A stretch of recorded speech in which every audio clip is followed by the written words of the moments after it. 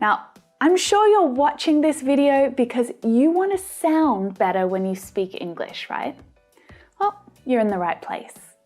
I'm Emma from English, and in this lesson today, I'm going to show you how to sound more like a native English speaker.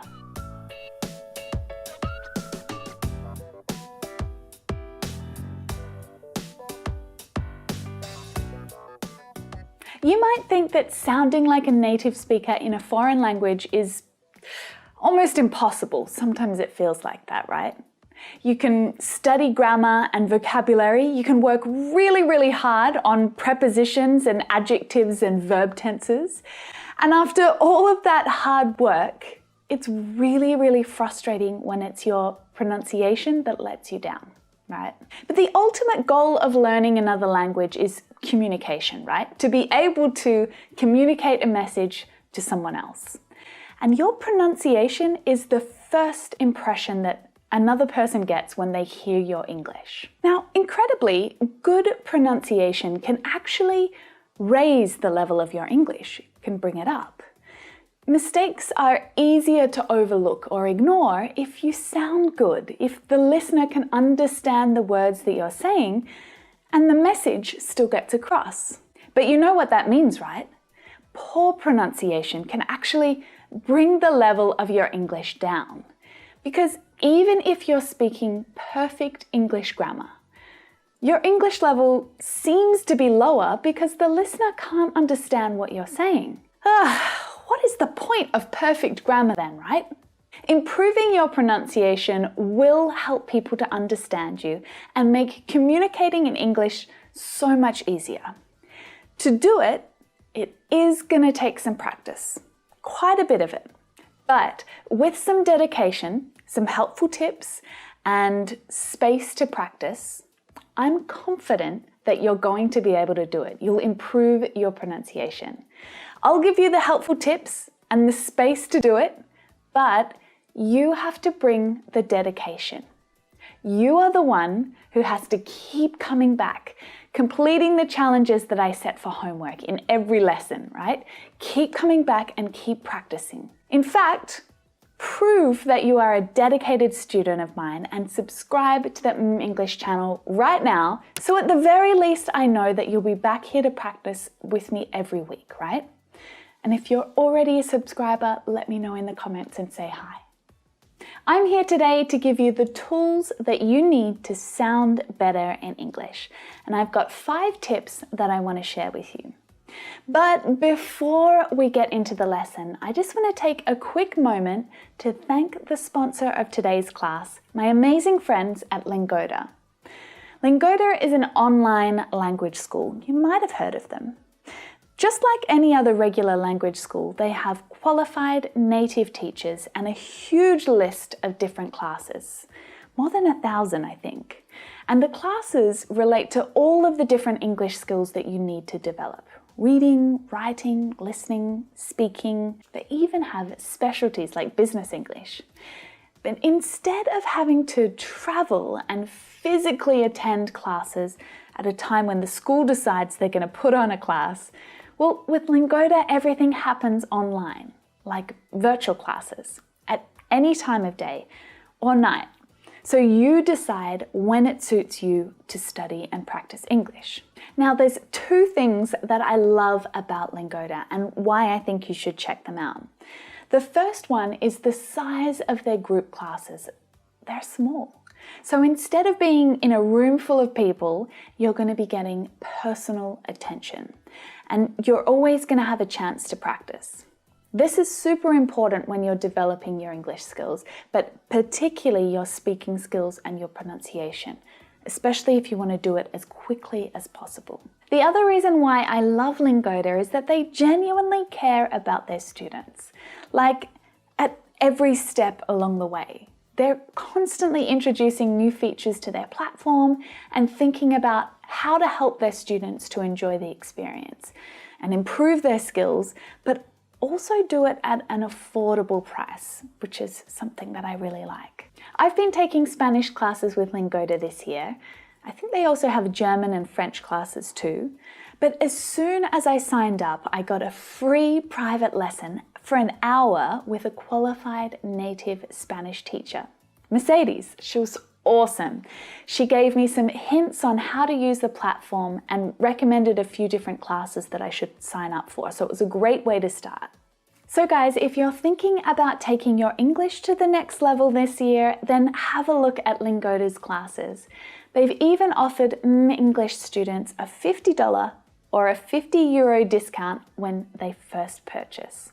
Just make sure that you use the link in the description below and add my name, Emma, as the voucher code to get the discount at the checkout. Okay, I have to stop talking about Lingoda now. Got to get back to the lesson, but honestly, I can't recommend them more. Go and try them out and let me know what you think. All right, back to the 5 tips to help you sound better when you speak English. Now, tip number 1, choose your accent. Which English accent do you want? Now, if you know the answer to this question already, awesome. Tell me in the comments what's the accent that you want. But if you don't have an answer to this question right now, that's okay. We're going to work on it. Because normally I would tell you that it doesn't matter what English accent you use. Usually I'd say it's more important that you communicate clearly. Your accent doesn't matter. But if you want to improve your pronunciation as quickly and as efficiently as possible, at least have an idea about how you want to sound. Know what your goal is that you're working towards. Do you want an American accent or a British one? Do you want to sound like me? My accent's Australian. So between those accents, there's actually quite a few different pronunciation rules.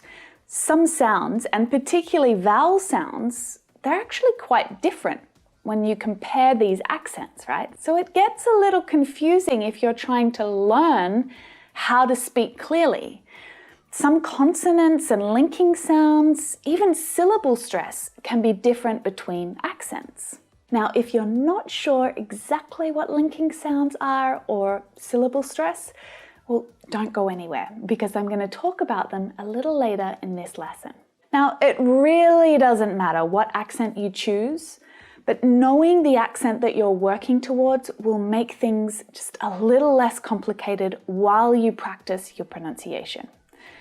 To improve how you sound, you need to be able to hear the difference between all of these different sounds first, right?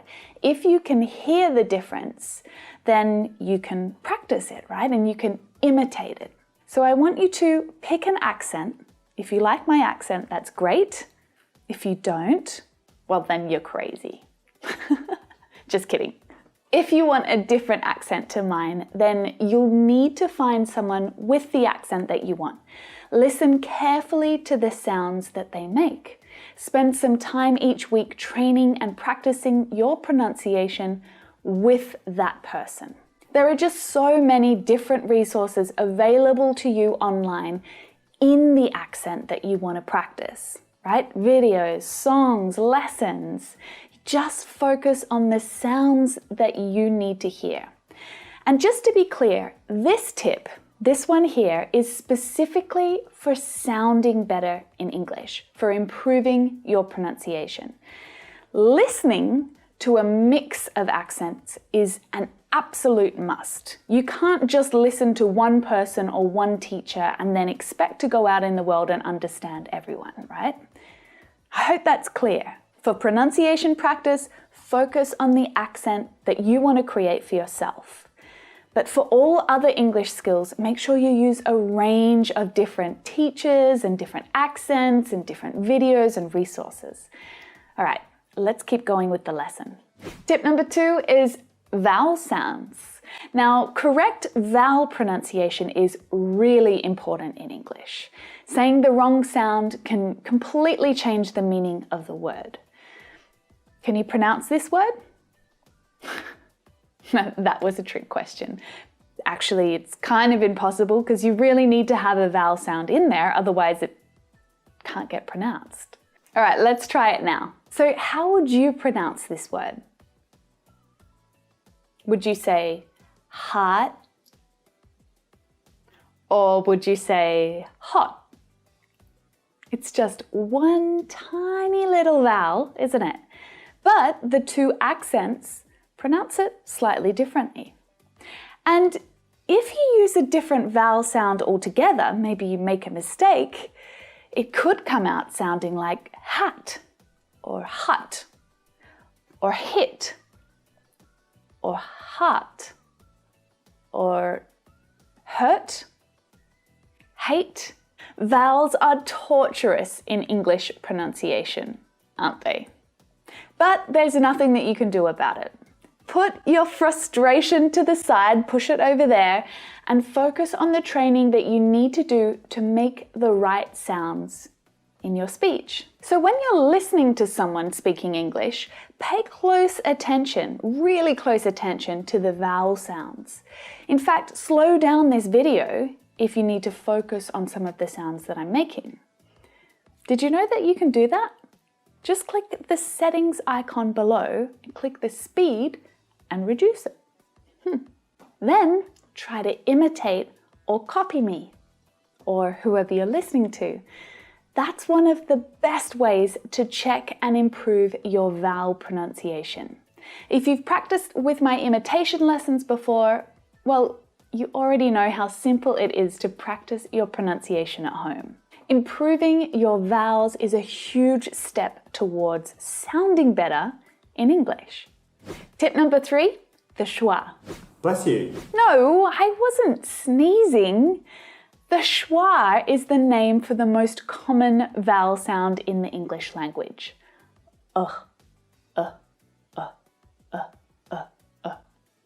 That's the schwa. The schwa is the laziest sound. And it shows up everywhere in English. It even shows up in words that don't even have a vowel, and still there's the schwa sound there. And English speakers tend to get very lazy when we speak. We reduce our sounds down, and so our sentences fill up with this lazy sound. Take a look at this sentence. Now, if you look up each of these words in a dictionary, well then you'll see that they should be pronounced like this. Do you want a cup of water? But you're more likely to hear a native English speaker say something like, do you want a cup of water? Do you want a cup of water? Now, notice how this sentence is suddenly full of schwa sounds when it's spoken at natural speed. Like I said, the schwa pops up everywhere. Now, if you've never heard of the schwa before, if you're not sure what reduced forms are and other things I've been talking about, don't worry. This video right here will explain everything that you need to know about this important and very common English sound. Okay, so there's 2 more tips to keep going with, right? To improve your pronunciation. Number 4, syllable stress. Now, stress is really important in English. I'm not talking about stress that you feel before a big exam, when you can't sleep and you get really nervous. I'm talking about how some syllables in English are stronger than others. And that means you pronounce one syllable more clearly, in a louder, in a stronger way, with a higher pitch. Okay? And this can be quite challenging if your native language doesn't have any stress. You're not used to it, right? Some languages have very simple rules about where and when to stress a syllable, right? It's so easy in Spanish. You probably already know that English is not a flat language, right? There's rises and falls and rhythm in the way that we speak. And stress can actually change the meaning of a sentence. So how do you know which syllable to stress? Learning to recognize stress in the phonemic script is a really good place to start. So every time you look up a word, you'll see this stress symbol before the syllable that's stressed. and it will tell you which syllable needs to be stronger, louder, and higher in pitch. Accept, photography, television. Now, if you want to learn more about syllable stress in words, then check out this lesson right here. And guess what? Again, imitating native speakers is a really great way to practice the correct syllable stress in a word.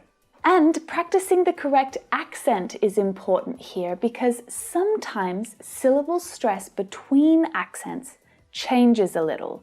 So you really want to make sure that you are speaking with the accent that you want to use. Number 5, the last one, linking sounds.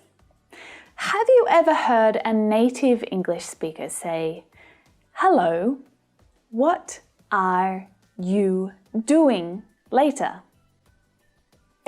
Probably not. That'd be nice because it's very easy to understand, but not realistic.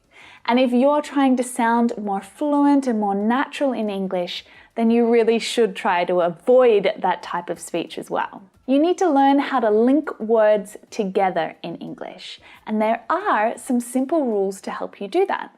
You just need to learn which words can link together and which linking sounds are commonly used in English. Let me show you some examples. He has an apple. He has an apple. Now, can you hear how all of those words link together? That's the linking that I'm talking about. I didn't do it. Do it. Do it. This is an extra linking sound, one that we've added to help those words roll out of our mouths really easily. My next lesson here on the English channel will help you with this. I'll take you on an adventure to learn more about the linking sounds in English. Just make sure that you're a subscriber so that you know when that lesson comes out. Practicing linking sounds is actually really simple once you know the rules. You can practice just simply by reading out loud. You can look for the clues that will help you to link words together. And you'll make that a habit. It will become easier and easier each time you do it. Whoop, whoop. That's right, you're done. You've got through the 5 tips that I have for you today. Now, I just want to review them quickly with you so that you keep them top of mind when you're practicing your pronunciation and you are sounding awesome when you're using English. So say them with me. Choose your accent. Practice vowel sounds in particular. Really understand the schwa and how it's used. Use syllable stress correctly and learn a little more about linking sounds. You got it! Incorporate those 5 tips into your pronunciation practice and I know you're going to start sounding more natural when you use English. Now, don't forget that next week's lesson is going to focus on linking sounds, so make sure you come back and join me next week, same time, same place. I really hope this lesson was useful for you, and if you have any questions or ideas or suggestions, pop them in the comments below. Now let's go practice linking sounds and natural English pronunciation right here in my Can You Say It series, or we can also practice together in this imitation lesson right here. See you in there.